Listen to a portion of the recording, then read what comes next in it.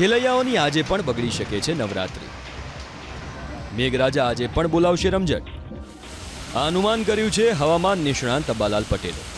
અંબાલાલ પટેલના અનુમાન મુજબ આજે સૌરાષ્ટ્રના મોટા ભાગના વિસ્તારોમાં અતિ ભારે વરસાદ વરસી શકે.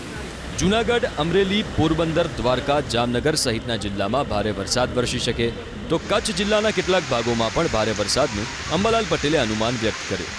અંબાલાલ પટેલે તો આજે અમદાવાદ અને ગાંધીનગરમાં પણ વરસાદી ઝાપટા વરસવાની શક્યતા વ્યક્ત કરી છે. તો દક્ષિણ ગુજરાત અને મધ્ય ગુજરાતના કેટલાક જિલ્લાઓમાં હળવોથી ભારે વરસાદ વરસી શકે. ઉત્તર ગુજરાતના જિલ્લાઓમાં પણ વરસાદી ઝાપટા વરસવાની અંબાલાલ પટેલે શક્યતા વ્યક્ત કરી.